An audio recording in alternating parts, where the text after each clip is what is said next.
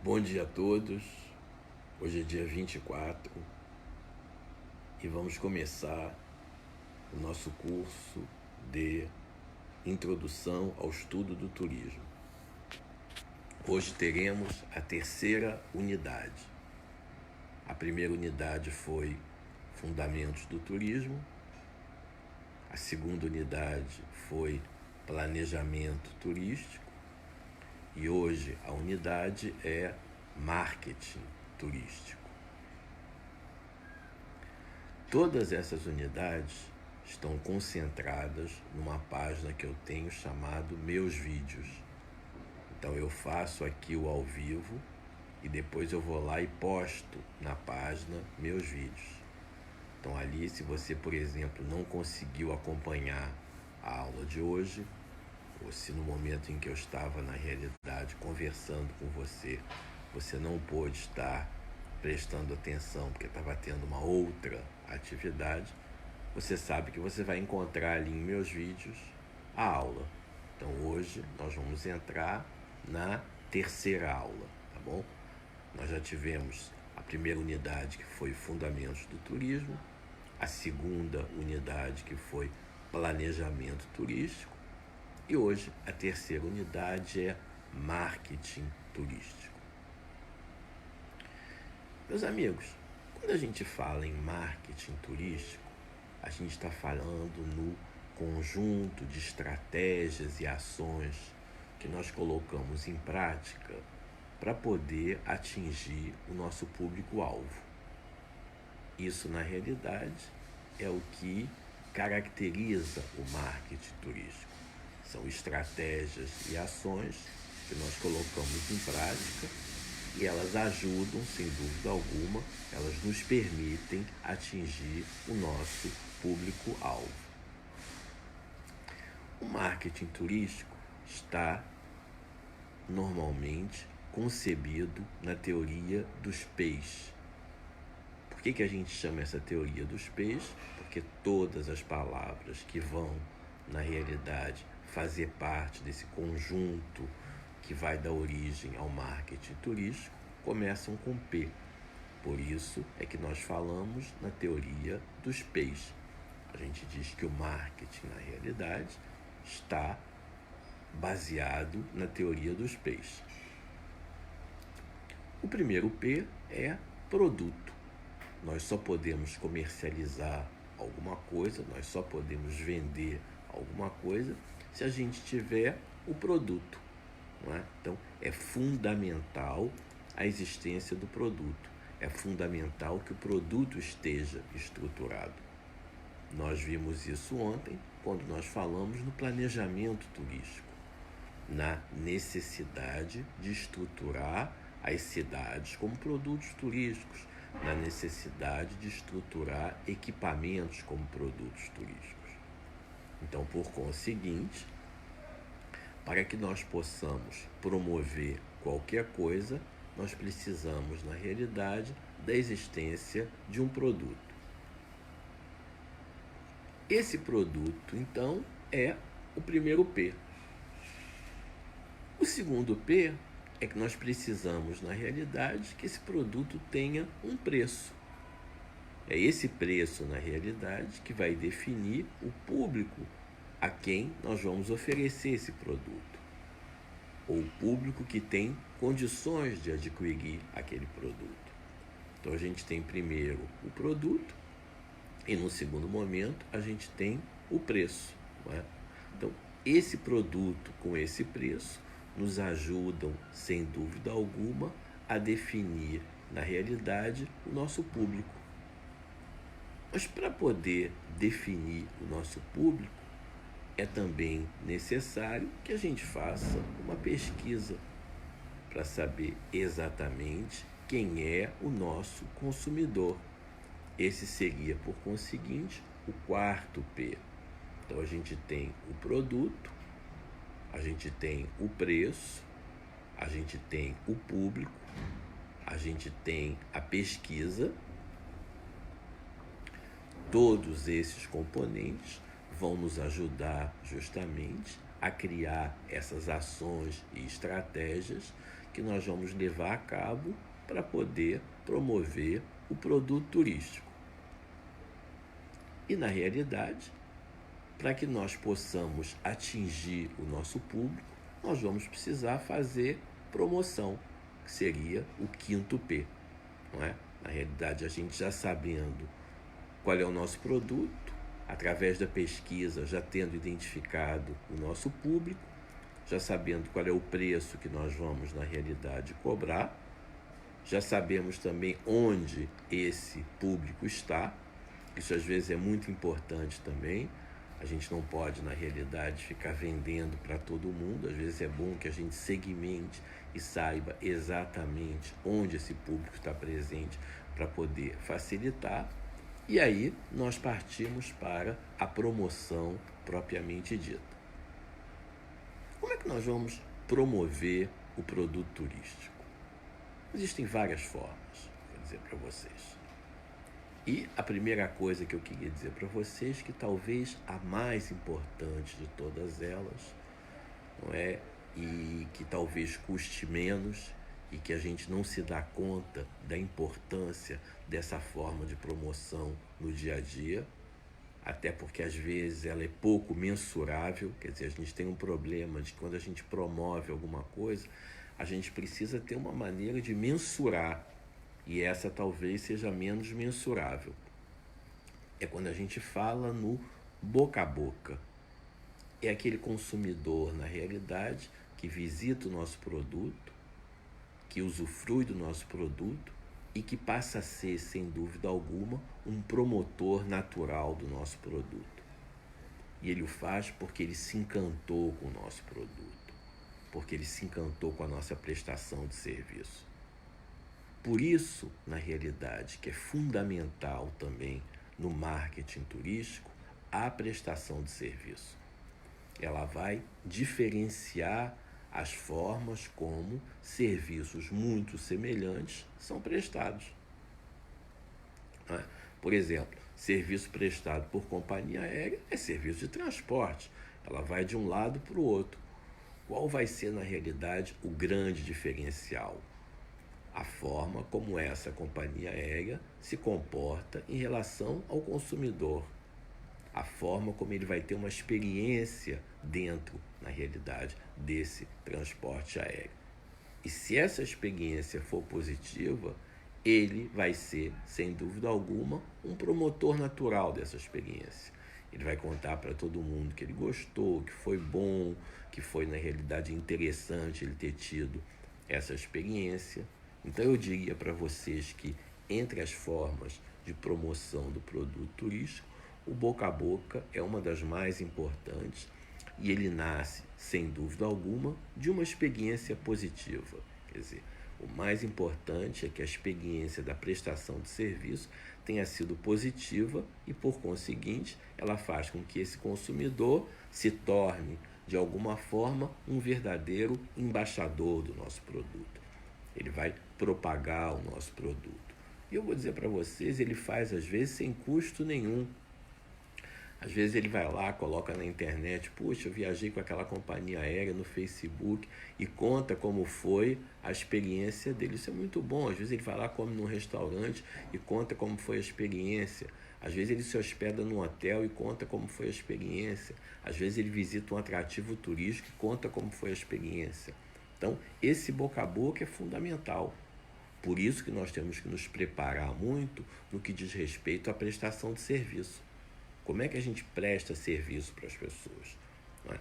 Porque é a partir dessa prestação de serviço que elas vão, sem dúvida alguma, ter uma imagem positiva do nosso produto.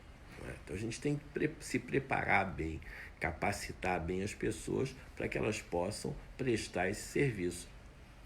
E que a partir desse serviço elas possam, sem dúvida alguma, identificar também no consumidor um grande propagador de ideias positivas. Volto a dizer para vocês, eu quando penso em marketing turístico, eu penso muito no boca a boca.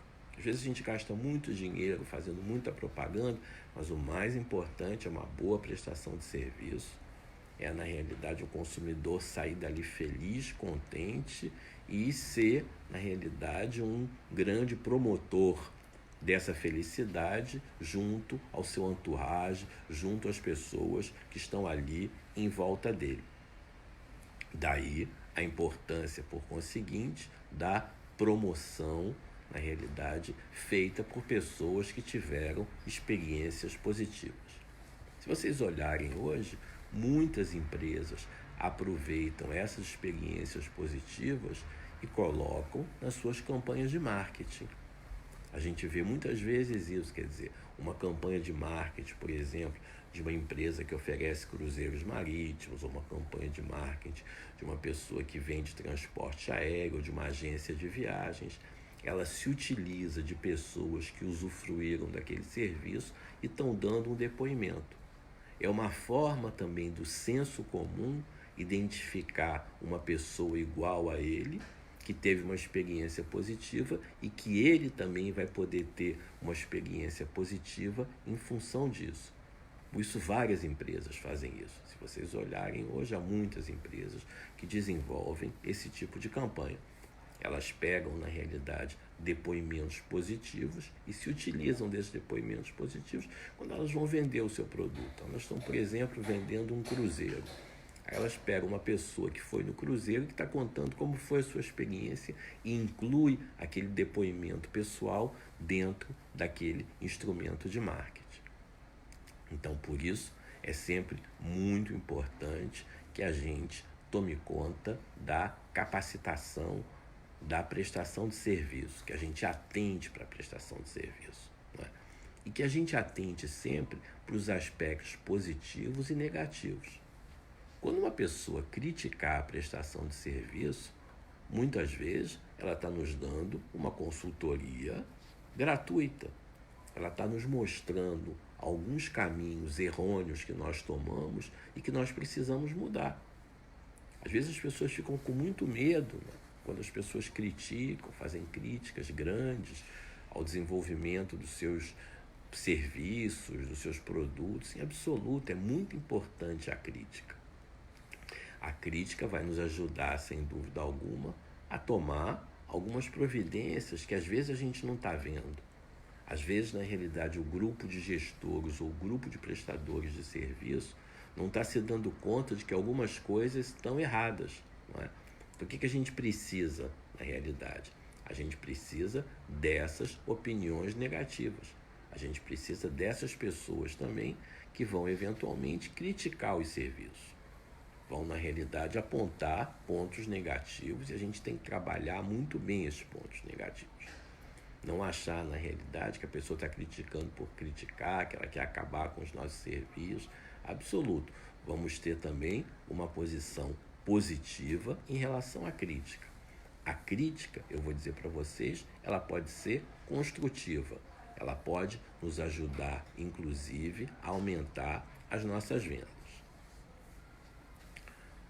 Uma das formas mais correntes de promover o produto turístico é através dos fan tours, tours de familiarização. É quando você leva um grupo de profissionais gratuitamente, você dá para eles tudo, o transporte, a hospedagem, a alimentação, e você os leva para que eles conheçam um determinado produto, se familiarizem com aquele produto, que quando eles voltem, eles podem vender melhor aquele produto. Vocês se lembram que eu disse para vocês ontem que uma das características do produto turístico é que ele é estático, ou seja, que o consumidor só tem contato com ele em loco, que o consumidor tem que se deslocar até ele, na realidade, para poder usufruir do mesmo.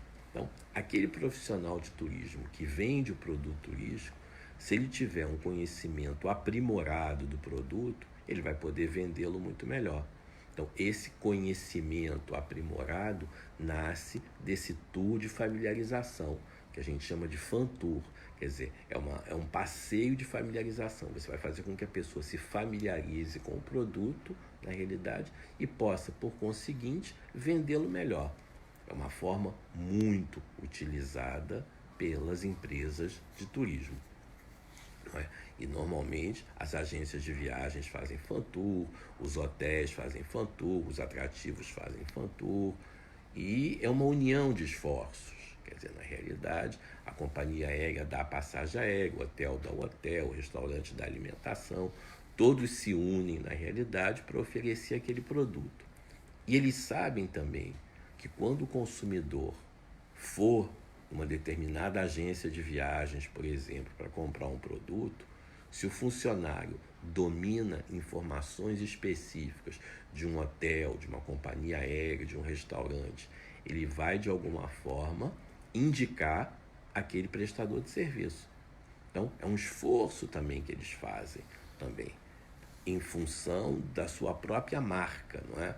Dizer, olha, puxa, eu fui fazer um fan tour e viajei com a companhia Emirates, então se alguém quiser ir para Dubai, eu vou sem dúvida alguma dizer que a melhor companhia é a Emirates, porque eu já usufruí, eu já estive dentro do avião, já estive no aeroporto, eu vi como é que é o processo de reserva. Às vezes eu conheci o próprio funcionamento da companhia aérea quando eu lá estive, entendeu? Então, é também um investimento que a companhia faz, mas é um investimento que ela faz para que aquela pessoa que participou do tour de familiarização possa, sem dúvida alguma, indicar aquele prestador de serviço. Claro que ele vai indicar a cidade como um todo, mas ele terá condições de indicar, vamos dizer, com mais afinco, aqueles produtos que ele vivenciou. Por isso que aquelas empresas que participam do fan tour, elas estão também fazendo um investimento nas suas marcas propriamente ditas. Claro que é um investimento no destino em última instância, mas é também, e às vezes eu vou dizer para vocês, a gente aproveita um fan tour para que a pessoa na realidade visite vários hotéis naquela cidade. Vários hotéis se abrem para receber as pessoas, oferecem pequenos coquetéis, vários restaurantes se abrem para receber as pessoas naquele momento. Então, quer dizer, às vezes não é apenas um prestador de serviço. No fan tour você pode ter vários prestadores de serviços, na realidade, que vão nos ajudar. E a companhia aérea, ela é muito importante nesse sentido, porque ela vai identificar quais são as empresas que mais vendem aquele produto, para que ela possa incluir no fan tour aquelas empresas, não é? Porque a gente precisa. O fan tour, na realidade, ele vai levar um grupo, por exemplo, de agentes de viagens para conhecer uma determinada cidade. Qual é o grupo que deveria ir prioritariamente? Aquele que mais vende o produto. Claro que a gente pode misturar com aquele grupo que mais vende o produto pessoas que em potencial vendem aquele produto. É sempre interessante isso, né? Para que você não tenha só os que vendam, mas que você leve também pessoas que em potencial vão poder vender o produto. Mas aqueles que mais vendem e que às vezes não têm conhecimento do produto, é fundamental que eles estejam presentes naquele momento. Que eles vão para lá e vão vivenciar aquela cidade. Vão se hospedar nos hotéis, vão ver os restaurantes, vão fazer os passeios, vão entender muitas vezes o funcionamento de todos os serviços dali, vão ter algumas dicas específicas que eles vão poder dar, enfim. Então, o fan tour é hoje uma forma muito importante quando a gente fala em marketing turístico. A segunda forma são os chamados press trips. No press trip, você convida um grupo de jornalistas para que esses jornalistas se desloquem e conheçam uma determinada cidade. Você pega, por exemplo, um grupo de jornalistas de uma cidade como Rio de Janeiro, como São Paulo, como Porto Alegre, como Recife, como Fortaleza, como Manaus, como Curitiba, enfim. E aí você convida aquele grupo de jornalistas e você os leva gratuitamente para que eles conheçam um destino turístico. Qual é o objetivo, na realidade, de você oferecer esse press trip? O objetivo é fazer com que esses jornalistas, na realidade, conheçam aquele local e que quando eles voltem para os seus países de origem, eles escrevam matérias sobre aquele local nos seus veículos. Então são matérias que eles vão relatar como foi a experiência deles. Às vezes pode ser até um relato negativo. A gente não tem, na realidade, como garantir num press trip que todos os jornalistas voltarão com experiências positivas. Podem acontecer experiências negativas e elas podem relatar. Mas o que a gente tem visto hoje em dia é que 90% desses relatos são positivos. Você vai, leva esses jornalistas, eles ficam lá, ficam hospedados em hotéis, passeiam, conhecem as cidades. Quando eles voltam, eles escrevem nos seus jornais. Eu vou ser franco para vocês, às vezes é muito mais barato você organizar um press trip do que você colocar, por exemplo, uma página inteira num jornal convidando as pessoas a conhecerem o seu destino turístico. Por quê? Porque ali você vai ter um profissional que vai estar relatando uma experiência pessoal. Isso é que é importante. Ele vai estar contando como foi a experiência dele no jornal, não é? Quando você abre um jornal e vê uma página todinha que foi paga por uma empresa convidando você a comprar um produto, é uma coisa. Quando você lê num jornal um relato de um jornalista, mesmo se tiver escrito ali que ele foi convidado por uma empresa aérea para fazer aquilo ali tem muito mais veracidade. E é uma experiência que você está vendo, que está sendo relatada para você com muito mais detalhes. Ele vai contar os detalhes de como foi a viagem. Pode até, eventualmente, como eu disse, contar detalhes negativos, para que você também saiba, não é? Nem tudo numa viagem é positivo. Nós temos coisas negativas que acontecem nas viagens. Então é bom porque ele vai relatar um pouquinho ali, não é? Eu, por exemplo, vou dizer para vocês, eu tenho meu blog, Viajando com Bayard Boiteux, não é?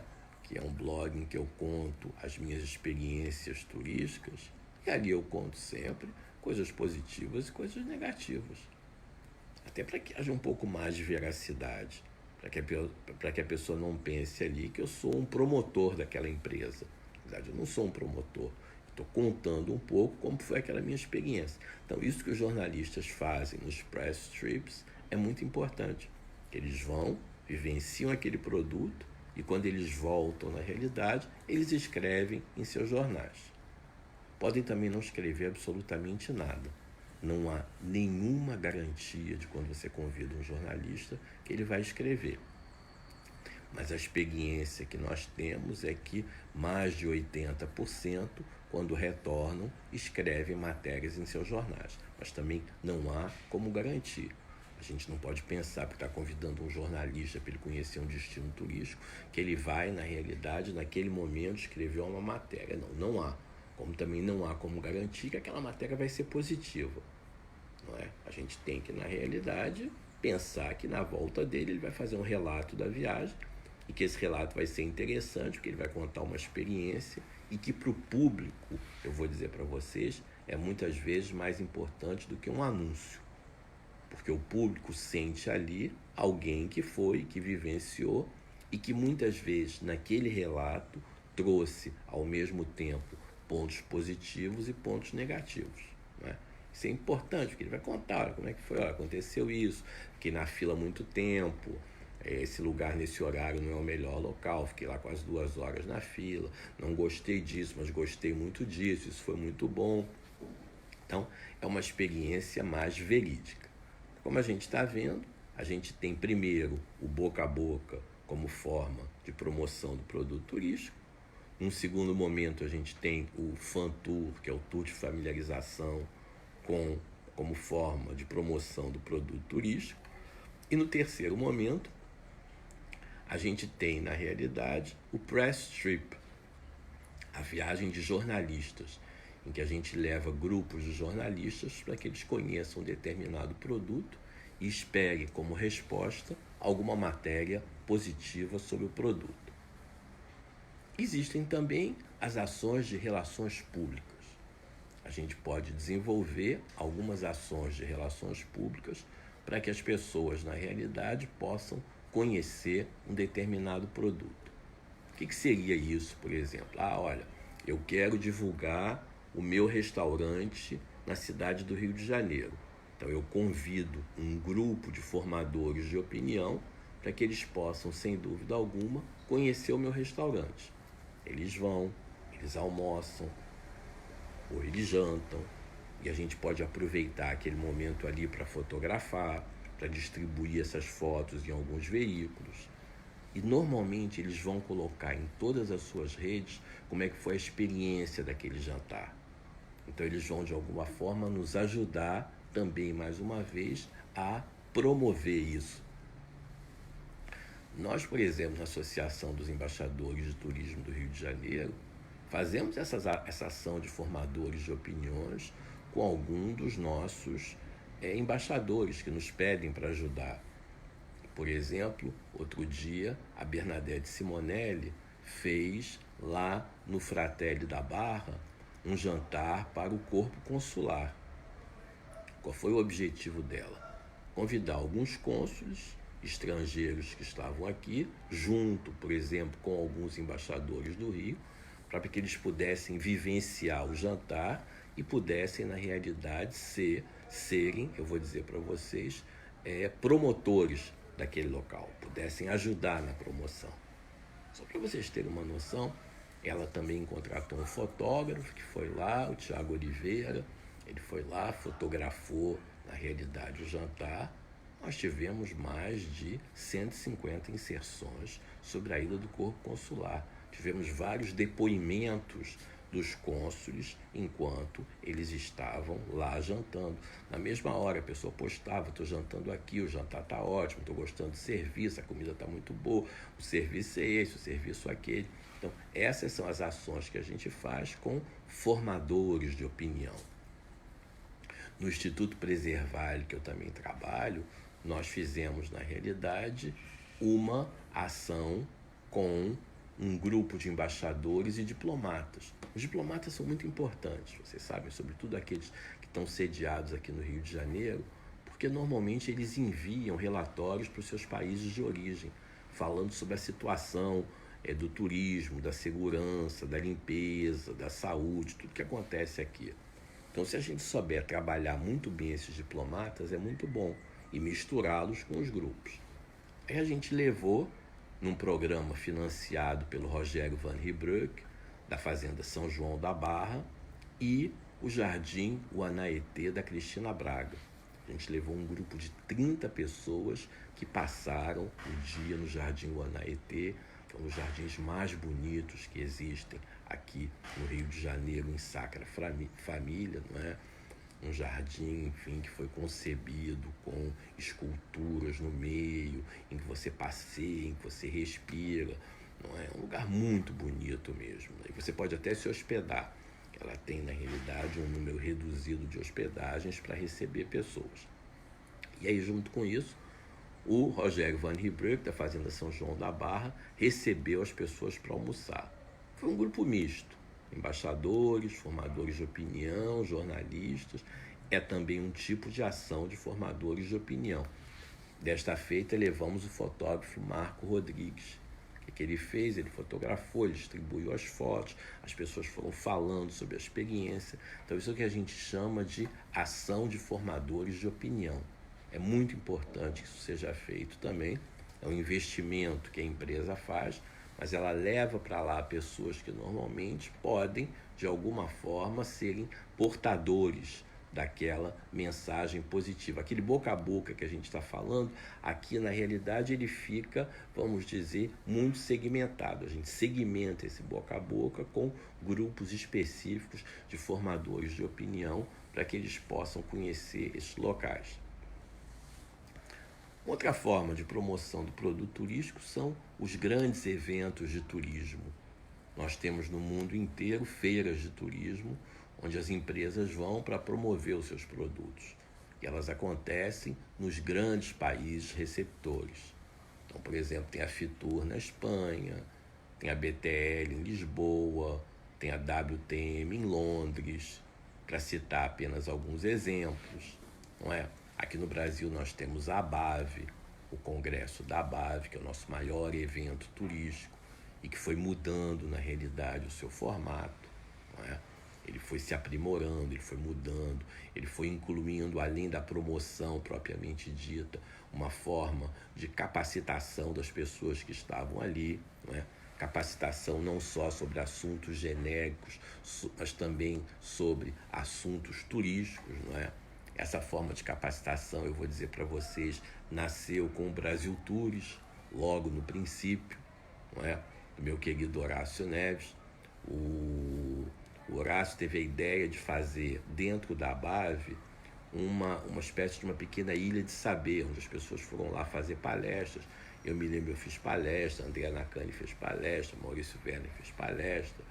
E eram pequenas palestras que eram feitas durante o congresso, paralelo ao congresso da ABAV, justamente para melhorar a capacitação das pessoas. E a partir dali, na realidade, a ABAV foi se tornando hoje o maior evento de turismo do Brasil, não é?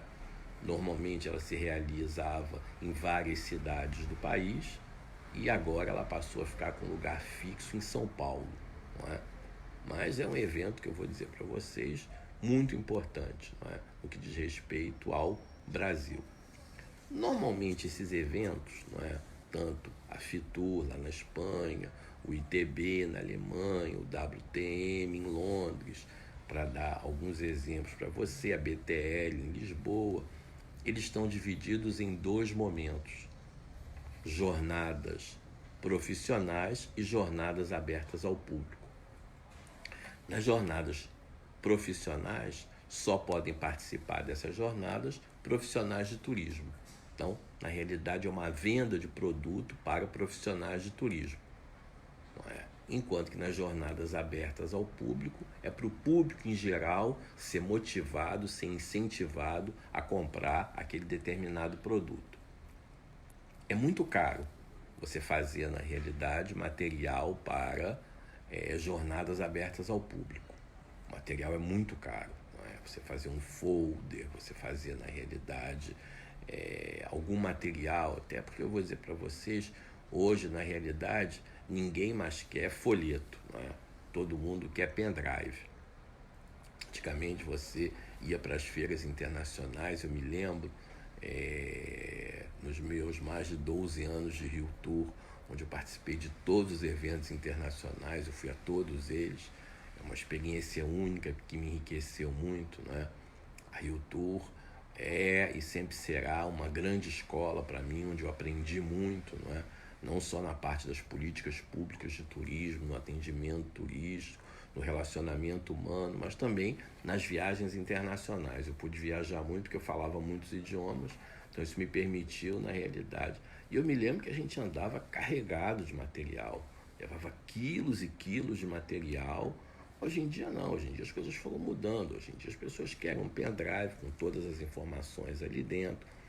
Às vezes um pendrive é até mais barato do que um folheto propriamente dito, dependendo da quantidade de pendrives que você faz. Quer dizer, o tipo de forma foi mudando um pouquinho no enfoque de como você vai para lá na realidade.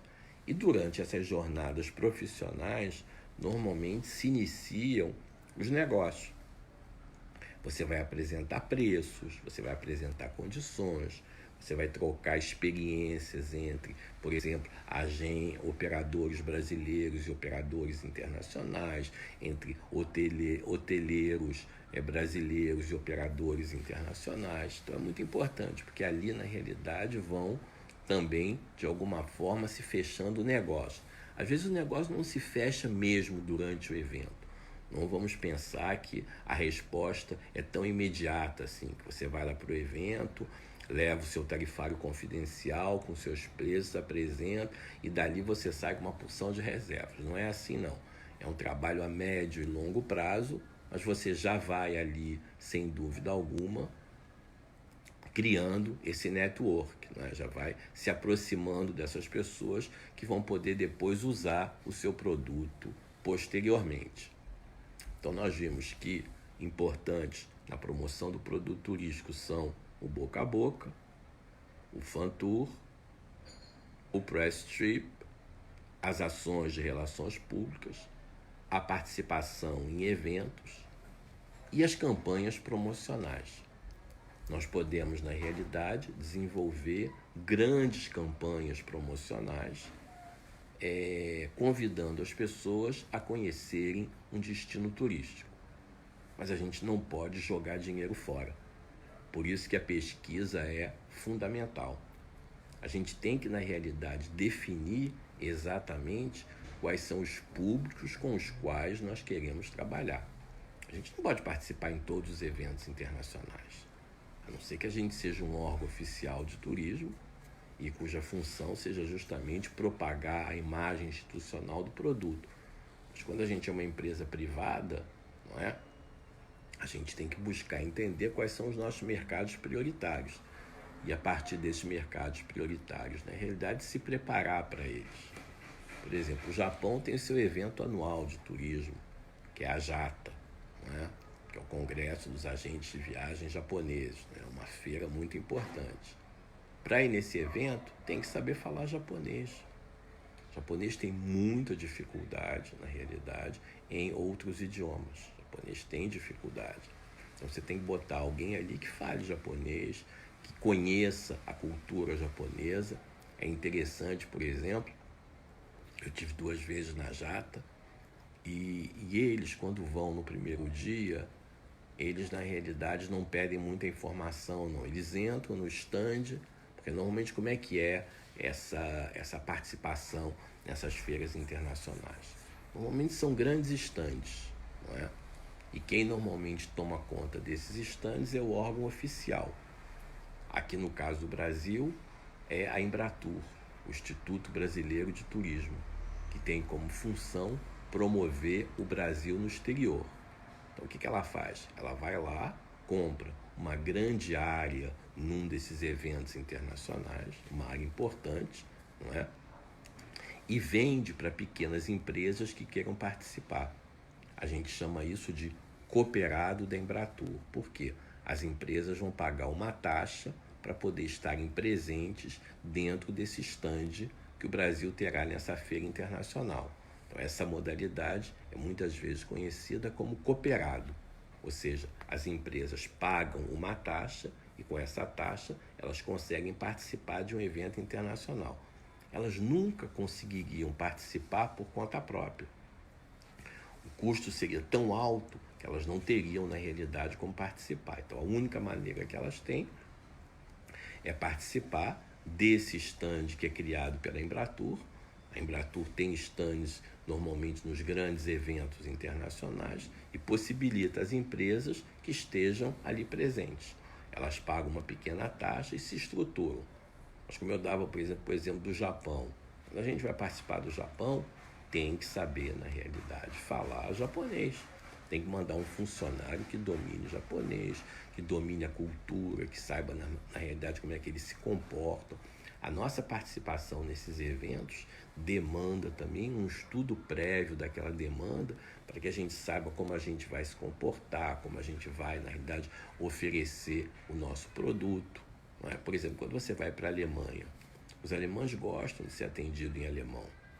O maior evento de turismo hoje da Europa, eu vou dizer para vocês, é o ITB, a Bolsa de Turismo de Berlim, que foi até adiada agora por força do coronavírus.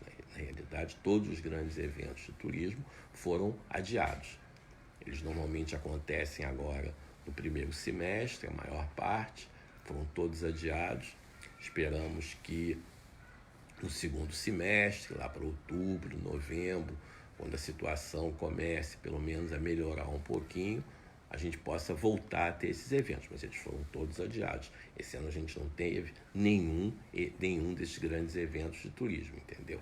Mas o importante, que eu queria na realidade que vocês entendessem aqui, é que esses eventos são uma forma também de pequenas empresas poderem divulgar o seu produto para um público muito grande.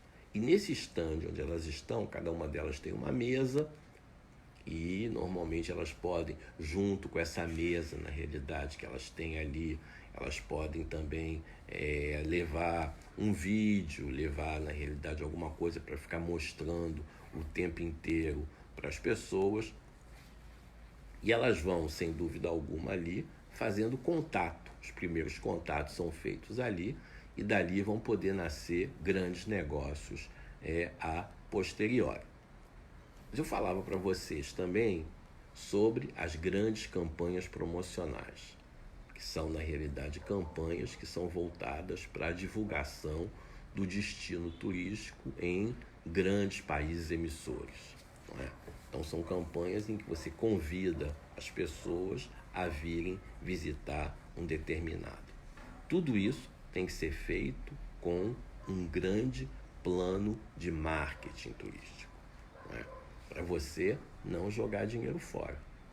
Vocês sabem que dinheiro é uma coisa, enfim, muito difícil no turismo, a alocação de verbas no turismo não é uma coisa muito fácil. Então, para não jogar fora, tem que ser feito um grande plano de marketing turístico. Esse plano apontar para você quais devem ser os seus mercados prioritários. Em cima desses mercados prioritários, você montar, então, estratégias, na realidade, como você vai poder atingir os seus mercados, como você vai chegar até esses mercados, que campanhas promocionais você pode fazer, que tipo de ações de relações públicas, de fan tours, de press trips, né? Esse plano de marketing é fundamental. Então, isso é uma coisa que cada um de nós tem que fazer. Quer dizer, o governo federal tem que fazer o seu, contemplando o Brasil como um todo. Os governos estaduais têm que fazer os seus, os governos municipais e as próprias empresas privadas, né?